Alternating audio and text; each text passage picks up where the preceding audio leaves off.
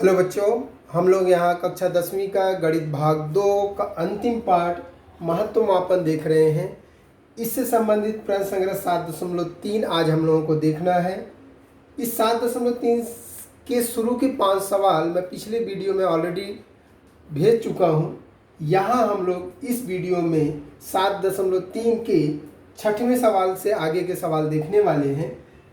एक बार मैं फिर से आपको रिमाइंड कराना चाहूँगा, इससे पहले कि आप ये सवाल आरंभ किया जाए, आपको 3 फॉर्मूले बहुत अच्छी तरह से ध्यान में रखना है। द्वय त्रिज्य का क्षेत्रफल बराबर थीटा बटे 360 पाई आर का वर्ग। उसके बाद चाप की लंबाई बराबर थीटा बटे 360 गुणे 2 पाई आर। और उसके बाद द्वय त्रिज्य का क्षेत्रफल बराबर चाप की लंबाई गुणे त्रिज्या बटे 2। उसके अलावा आपको ये भी पता है कि वृत्त का क्षेत्रफल बराबर पाई आर स्क्वायर, वृत्त का माप बराबर 360 अंश और वृत्त की परिधि बराबर 2 पाई आर। इतने बेसिक नॉलेज के साथ हम यहाँ 6वां सवाल आरंभ कर रहे हैं। यहाँ पर आपको एक वृत्त की आकृति दिया गया है जिसकी त्रिज्या दिया गया है 7 सेंटीमीटर। मतलब ये यहाँ पे हम दिखा सकते हैं 7 सेंटीमीटर। यहाँ पे केंद्रीय कोण का माप दिया है 60 अंश। तो जो केंद्रीय कोण का माप होता है, पहली बात तो त्रिज्या दिया गया है तो इसको हम सांकेतिक रूप में r मान लेते हैं कि r बराबर दिया है 7 सेंटीमीटर। और जो केंद्रीय कोण का माप दिया गया है उसी को हम थीटा संकेत देते हैं। थीटा बराबर दिया है 60 अंश। हमें इतनी जानकारी के आधार पर 3 प्रश्नों के जवाब देने हैं, जिसमें से कि पहला बहुत ही बेसिक क्वेश्चन है कि वृत्त का क्षेत्रफल ज्ञात करो। तो आपको पता है कि वृत्त का क्षेत्रफल क्या होता है। वृत्त का क्षेत्रफल बराबर पाई आर का वर्ग। यहाँ पाई का मान नहीं दिया है तो बेहतर होगा कि हम 22/7 लिखें। गुणे आर का वर्ग मतलब 7 गुणे 7। तो ये 7 से एक 7 को काट सकते हैं, तो 22 का 7 में गुणा करेंगे तो 154 वर्ग सेंटीमीटर। इस तरह से वृत्त का क्षेत्रफल हमें ज्ञात हो जाता है। तो बहुत आसानी से वृत्त का क्षेत्रफल मालूम पड़ गया। अगला क्वेश्चन ये पूछा गया है कि एरिया, ए का मतलब क्या है, एरिया, एरिया मतलब क्षेत्रफल, O dash M B N. देखो ये लिखने का तरीके से आपको समझ में आना चाहिए। ओ डैश ये चाप का नाम, ओ केंद्र का नाम, डैश चाप का नाम से जो आकृति लिखा जाता है उसको बोला जाता है द्वय त्रिज्य। मतलब हमें इस द्वय त्रिज्य का क्षेत्रफल ज्ञात करना है। तो द्वय त्रिज्य का क्षेत्रफल आपको पता है कि द्वय त्रिज्य का क्षेत्रफल क्या होता है। द्वय त्रिज्य का क्षेत्रफल बराबर थीटा बटे 360 गुणे पाई आर का वर्ग। यहाँ पे जिस द्वय त्रिज्य की बात किया गया है उसका नाम है area of O dash M B N. तो इस द्वय त्रिज्य का क्षेत्रफल हमें निकालना है। थीटा के स्थान पे हम 60 अंश लिख सकते हैं बटे 360 गुणे पाई के स्थान पे, हाँ यहाँ ध्यान देना है, पाई की जगह आप 22/7 लिख सकते हो, आर के स्थान पे आप 7 गुणे 7 लिख सकते हो। पर उतना लिखने की जरूरत नहीं है क्योंकि इस सवाल में ऑलरेडी हम पाई आर स्क्वायर का मान यहाँ पर ज्ञात कर चुके हैं। तो इस पाई आर स्क्वायर की जगह पर आप डायरेक्ट 154 लिख सकते हो। अगर आप 22/7 गुणे 7 गुणे 7 लिखोगे तो भी चलेगा, डायरेक्ट 154 लिखते हैं तो भी चलेगा। अब यहाँ से इसको काटना है, 0 से 0 काट दिए, 6 से 6 छह 36। अभी भी आप देखोगे 6 और ये 2 से कटने जैसा है कि 2 तिहाई 6, 2 सते 14, 1 14, 2 सते 14। तो आपको मिल गया 77/3। तो वैसे 77/3 वैसे ही लिखोगे तो भी चलेगा, पर बेहतर होगा कि इसको भी भाग दो। 3 से इसमें भाग दोगे, 3 दूनी 6, 1 17, 3 5 15, 2 बचा, दशमलव ले गए 20, 3 6 18, 3 6 18, ऐसे आते जाते 6 6 6 6 आते जाएगा। लेकिन इसी को अगर हमें 2 अंक में व्यक्त करना है तो हम इस तरह से लिखते हैं 25 दशमलव। देखो दशमलव के बाद अगर केवल 2 अंक दिखाना है तो तीसरा अंक अगर हम छोड़ रहे हैं, चूंकि ये 5 या 5 से ज़्यादा है इसलिए इसमें एक जोड़ देते हैं, मतलब 6 7। इतना वर्ग सेंटीमीटर इस लघु द्वय त्रिज्य का क्षेत्रफल हमें प्राप्त हो गया। तो मतलब ये हमें ये दूसरे प्रश्न का जवाब मिल गया। अब इसमें तीसरा प्रश्न है area of O dash M C N. याद रखिए एम सी एन मतलब ये दीर्घ द्वयत्रिज्य की बात हो रही है कि हमें दीर्घ द्वयत्रिज्य का क्षेत्रफल ज्ञात करना है। तो आपको पता है कि दीर्घ द्वयत्रिज्य का क्षेत्रफल क्या होता है,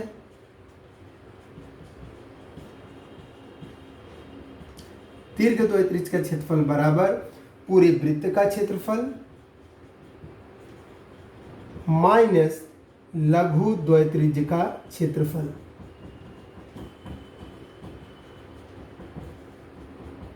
इस फार्मूले से संबंधित ऑलरेडी आप एक सवाल कर चुके हो, क्वेश्चन नंबर 4, तो वही फिर से हमें इस्तेमाल करना है। यहाँ दीर्घ द्वयत्रिज्य का मतलब कौन है, area of O dash M C N. वृत्त का क्षेत्रफल ऑलरेडी हमने फाइंड आउट किया है 154 और लघु द्वयत्रिज्य का क्षेत्रफल हमने फाइंड आउट किया है 25.67। अब 154 में से आप 25.67 जब घटाओगे तो आपको आएगा 128.3 वर्ग सेंटीमीटर। तो इस तरह से हम बहुत आसानी से वृत्त का क्षेत्रफल, लघु द्वयत्रिज्य का क्षेत्रफल और दीर्घ द्वयत्रिज्य का क्षेत्रफल ज्ञात कर सकते हैं अगर हमें त्रिज्या और केंद्रीय कोण का माप, जिसको कि उस चाप का माप भी कहते हैं, अगर दिया गया है तो। यहाँ प्रश्न नंबर 7वें पर अगर आप विचार करोगे तो आपको 3 सेंटीमीटर त्रिज्या वाले, मतलब आपको वृत्त की त्रिज्या दिया गया है, उससे संबंधित एक द्वयत्रिज्य है, यहाँ इसकी परिमिति दिया गया है, हमें इस द्वयत्रिज्य का क्षेत्रफल ज्ञात करना है। याद रखिए इस सवाल में थोड़ा सा आपको ये अजनबी जैसा लगेगा कि ये परिमिति वो भी द्वयत्रिज्य का क्या है, पर बेसिक अगर आपका क्लियर है तो इसमें कोई बड़ी बात नहीं है। आपको यहाँ आकृति है जिसकी त्रिज्या दिया गया है, ये एक द्वयत्रिज्य बना हुआ है, इस द्वयत्रिज्य की हमें त्रिज्या दिया गया है और ये जो द्वयत्रिज्य है इस तरह से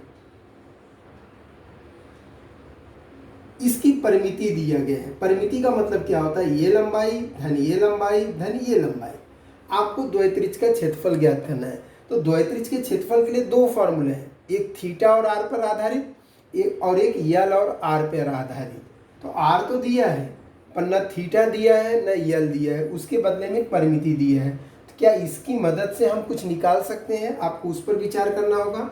सबसे पहले यह है कि त्रिज्या हमको दिया है 3.4 सेंटीमीटर।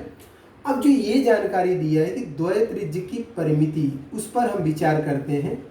द्वयत्रिज्य की परिमिति होता क्या है, जैसे आयत की परिमिति, त्रिभुज की परिमिति मतलब किनारों का योगफल, वैसी द्वयत्रिज्य की परिमिति मतलब ये तीनों किनारों का योगफल, मतलब AP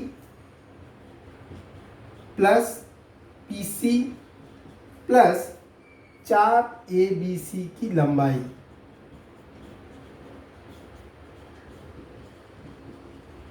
बेसिकली यही होगा परिमिति बराबर। यहाँ आपको परिमिति दिया गया है 12.8 और AP और PC तो त्रिज्या है, AP बराबर है PC जो कि त्रिज्या है और वो कितना हो जाएगा 3.4। तो इसका मतलब हम AP की जगह भी 3.4 लिख सकते हैं, PC की जगह भी 3.4 लिख सकते हैं। और चाप की लंबाई के लिए जनरली हम संकेत देते हैं यल, तो यहाँ पर मैं यल लिख देता हूँ। तो 12.8 बराबर इन दोनों को जोड़ोगे तो आपको 6.8 धन यल। तो यहाँ से बड़े आसानी से आप यल का मान ज्ञात कर सकते हो। तो इस तरह से हमें यल का मान आ गया 6 सेंटीमीटर। अब हम विचार करते हैं कि द्वयत्रिज्य का क्षेत्रफल कैसे ज्ञात करें। कि द्वयत्रिज्य का क्षेत्रफल, जैसे कि आपको मैंने बताया 2 फार्मूला है, लेकिन यहाँ पे हमें यल और आर मालूम है, तो इससे संबंधित फार्मूला इस्तेमाल करेंगे। यल गुणे आर बटे 2। यल की जगह पर 6, आर की जगह 3.4 बटे 2। 2 से इसको आसानी से काट सकते हो। अब इन दोनों का गुणा 3 चौक 12, हासिल 1, 3 त्रिक 9 और ये 10, एक अंक के पहले दशमलव। इस तरह से बहुत आसानी से हमें द्वयत्रिज्य का क्षेत्रफल ज्ञात हो जाता है। यहाँ पे यल का मान को इसी को ऐसे भी लिख सकते हो, अर्थात यल बराबर 6 सेंटीमीटर, क्योंकि कभी कभी यल का अलग से उत्तर निकालने के लिए भी आपको नंबर रहेगा और इकाई नहीं लिखोगे तो नंबर कटने का चांस रहता है। यहाँ प्रश्न नंबर 8 पर अगर आप विचार करोगे तो ये आकृति दिया गया है। इस आकृति में ओ किसी द्वय त्रिज्य का केंद्र है, मतलब ये अगर ऐसा पूरा घुमाओगे तो वृत्त बनेगा। इस तरह से दो एक केंद्रीय वृत्त बनेंगे, लेकिन हमें केवल द्वय त्रिज्य पर विचार करना है कि कोण आर ओ क्यू दिया गया है 60 अंश है, फिर बराबर है यम ओ एन, वो अंडरस्टूड नहीं दिया होता तो भी आपको मान के चलना था 60 अंश है। ओ आर 7 दिया है, मतलब ये लंबाई 7 दिया है, और ओ एम 21 दिया है, मतलब यहाँ से लेकर के यहाँ तक 21 दिया गया है। हमें इस चाप का लंबाई ज्ञात करना है और इस चाप का लंबाई ज्ञात करना है। मतलब देखा जाए तो एक ही सवाल में आपको 2 सवाल पूछे गए हैं, और सिंपली स्पीकिंग ये आपको जो क्वेश्चन नंबर 2 है उसी को 2 बार रिपीट किया गया है। क्वेश्चन नंबर 2 में भी यही स्थिति थी कि चाप का माप दिया था, द्वय त्रिज्य की त्रिज्या दिया गया था, चाप की लंबाई ज्ञात करना था, तो वही सिचुएशन यहाँ पर भी है। तो सबसे पहली बात तो हम इस तरह से विचार करते हैं कि देखो थीटा का मान आपको दिया गया है 60 अंश, वो दोनों द्वय त्रिज्य के लिए वही होगा। ध्यान ये देना है त्रिज्या दो अलग अलग हैं, तो एक त्रिज्या को R1 मान लेते हैं 7 सेंटीमीटर, और दूसरी त्रिज्या को R2 मान लेते हैं 21 सेंटीमीटर। अब आपको ज्ञात क्या करना है, इस चाप की लंबाई तथा इस चाप की लंबाई। तो एक एक पर हम विचार करते हैं कि चाप RX क्यू की लंबाई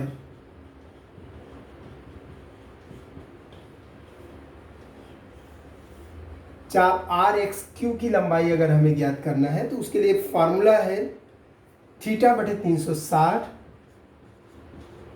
गुणे 2 पाई आर। लेकिन याद रखिए यहाँ पे हम उसको क्या ले रहे हैं, R1। थीटा तक का मान तो 60 अंश सीधे सीधे दिया है। यहाँ पे आपको पाई का मान भी कह रहा है 22/7, हालांकि वो नहीं दिया होता तो भी हम 22/7 ही लिखते, क्योंकि मान नहीं दिया है तो 22/7 ही प्रीफर किया जाता है।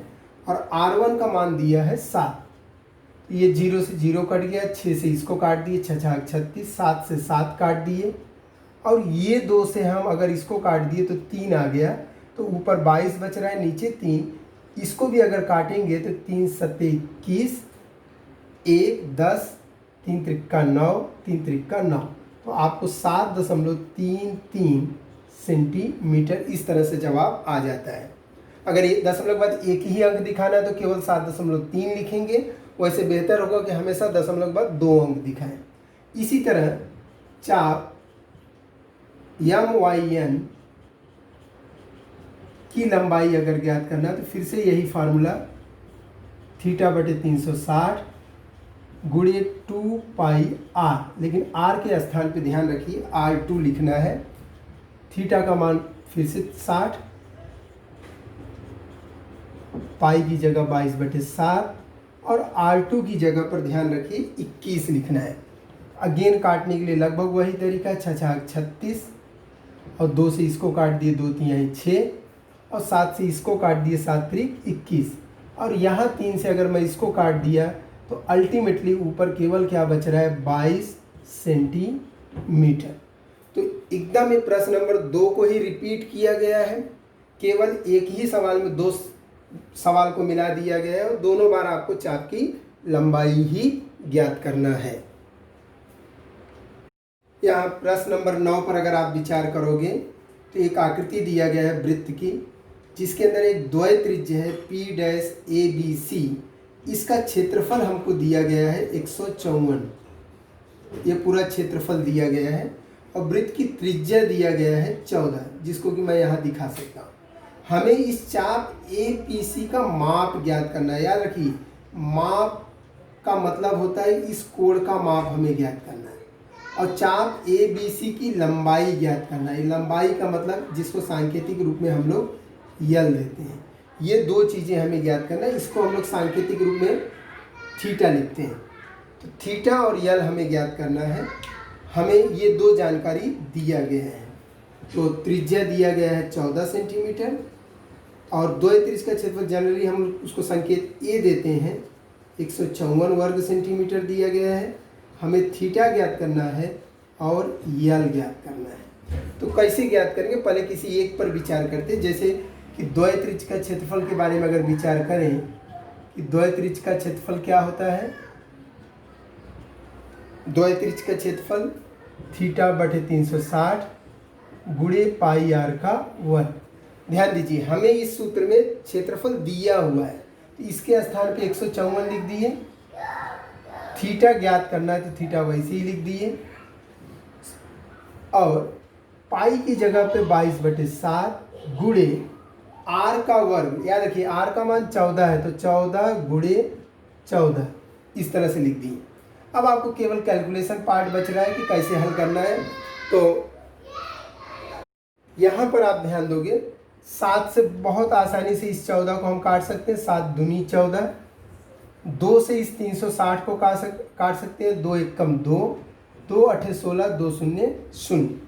अभी भी हम इसको 2 से काट सकते हैं, लेकिन फिलहाल क्या करते हैं, थीटा यहीं छोड़ देते हैं, बाकी को बराबर की इस तरफ लाते हैं। 154, 180 इधर ऊपर आ जाएगा और नीचे यहाँ पे 22 और 14 बचेगा। आप अपनी सुविधा से किसी भी तरीके से काट सकते हो गणित के नियम के अंतर्गत। मैं यहाँ इस तरह से सोच रहा हूँ कि 22 से मैं सीधे 22 एकम 22, 22 सत्ते 154 कर सकता हूँ और 7 एकम 7, 7 दूनी 14 और 2 एकम 2, 2 नवा 18। तो इस तरह से हमें थीटा का मान मिल जाता है 90 अंश। तो मतलब बहुत आसानी से इस तरह से थीटा का मान आपको प्राप्त हो जाता है 90 अंश। इसके बाद क्वेश्चन में एक और प्रश्न पूछा गया है कि चाप की लंबाई ज्ञात करो। तो अभी अगर द्वयत्रिज्य का क्षेत्रफल मालूम है, त्रिज्या मालूम है, तो चाप की और इवन थीटा भी मालूम है, तो चाप की लंबाई ज्ञात करने के लिए आपके पास दो फार्मूले हैं। दोनों में कौन सा भी इस्तेमाल कर सकते हो। मैं यहाँ पे फार्मूला इस्तेमाल कर रहा हूँ द्वयत्रिज्य का क्षेत्रफल, जिसको कि हम लोग ए लिखते हैं बराबर यल गुणे आर बटे 2। ए हमको मालूम है 154, यल हमें ज्ञात करना है, आर का मान 14 दिया है बटे 2। 2 से ये काट दिए, 2 सत्ते 14। इसके बाद इसी सवाल को आगे यहाँ पे मैं बढ़ा रहा हूँ कि हमें यल ज्ञात करना है, तो यल को वैसे ही छोड़ दिए, 154 ऐसे ही रह गया। 7 इधर गुणे में है, इधर आएगा तो बटे में बराबर यल। याद रखिए यल वहीं छोड़ दिया, 154 ऐसे ही लिखा है, 7 यहाँ गुणे में है, इस तरफ आया तो बटे में। तो 7 से इसको काट सकते हैं, 7 दूनी 14, 1 14, 7 दूनी 14। इस तरह से यल का मान आता है 22 सेंटीमीटर। तो इस तरह से चाप की लंबाई भी आसानी से ज्ञात किया जा सकता है। चाप की लंबाई ज्ञात करने के लिए आप थीटा बटे 360 गुणे 2 पाई आर का भी फार्मूला इस्तेमाल कर सकते हो। यहाँ आप प्रश्न नंबर 10वें पर विचार करोगे तो आपको किसी द्वयत्रिज्य की त्रिज्या दिया गया है और उस द्वयत्रिज्य की चाप का माप दिया गया है। हमें द्वयत्रिज्य का क्षेत्रफल ज्ञात करना है। तो अगर आप नोटिस करोगे तो पहला सवाल भी सेम यही क्वेश्चन है। फर्क यहाँ क्या कर दिया है कि पहले सवाल में सीधे सीधे एक क्वेश्चन है, यहाँ इस एक क्वेश्चन में 3 क्वेश्चन को मिलाया है। तो मैं फिर से पहला और दूसरा नहीं बता रहा हूँ, लेकिन तीसरा सिर्फ इसलिए बता रहा हूँ कि यहाँ पे चाप का माप थोड़ा सा कंफ्यूज करने जैसा दिया गया है, जो कि कुछ विशेष बात नहीं है। आपको चाप त्रिज्या दिया है 7 सेंटीमीटर, मतलब आर का मान 7 सेंटीमीटर, और चाप का माप याद रखिए, माप को संकेत क्या देते हैं, थीटा, बराबर है 3 समकोण। 3 समकोण का मतलब होता है, एक समकोण मतलब 90 अंश, तो 3 समकोण मतलब 3 गुणे 90 मतलब 270 अंश। ये थीटा का मान दिया है। हमें द्वयत्रिज्य का क्षेत्रफल ज्ञात करना है। तो सेम पहला क्वेश्चन जो आपने किया है ठीक वैसे ही इसमें आगे बढ़ना है कि द्वयत्रिज्य का क्षेत्रफल बराबर क्या होता है। 2 फार्मूले हैं, लेकिन अगर थीटा और आर दिया है तो फार्मूला थीटा बटे 360 गुणे पाई आर का वर्ग। यहाँ थीटा के स्थान पे आप 270 लिख सकते हो। पाई का मान आपको नहीं दिया है तो निश्चित रूप से 22/7 लिखना है, और त्रिज्या 7 दिया है, तो r का वर्ग मतलब 7 गुणे 7। तो सिंपली 7 से 7 तो आप बड़े आसानी से काट सकते हो, यहाँ 0 से 0 आसानी से काट सकते हो। और इन दोनों पे नोटिस करोगे तो 9 के पहाड़े में आएंगे 9 तिरिक 27, 9 चौक 36।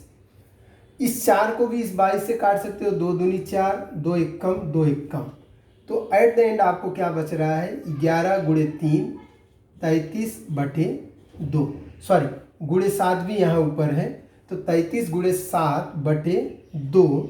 इसी को आप ऐसे भी लिख सकते हो 7 त्रिक 21, 7 त्रिक 21 और 2 23/2। तो मतलब 231/2 इस तरह से आपको प्राप्त होता है। इसी चीज को अगर दशमलव में रूपांतरित करना है तो किस तरह से भाग दे सकते हैं, 2 एक कम 2, फिर 2 एक कम 2, 1 11, 2 पचे 10, 1 10, 2 पचे 10। तो अल्टीमेटली आपको प्राप्त होगा 115.5 क्षेत्रफल है, इसलिए वर्ग सेंटीमीटर। तो अगर बटे में लिखना है तो 231/2, लेकिन बटे 2 है तो बेहतर होगा दशमलव में व्यक्त करें। तो 115.5 वर्ग सेंटीमीटर द्वैतरिज का क्षेत्रफल प्राप्त होता है। पहला दूसरा सवाल मैं नहीं करा रहा हूँ क्योंकि उसमें आपको केवल थीटा का मान बदल देना है, बाकी पूरा सवाल वैसे ही आप अभ्यास कर सकते हो। तो बच्चों आज के लिए बस इतना ही। यहाँ पे प्रश्न नंबर 10 तक ही आज मैं पढ़ा रहा हूँ। इसके बचे हुए 3 सवाल अगले वीडियो में मैं बताऊँगा। तब तक के लिए आप इन प्रश्नों का अभ्यास करते रहिए। धन्यवाद।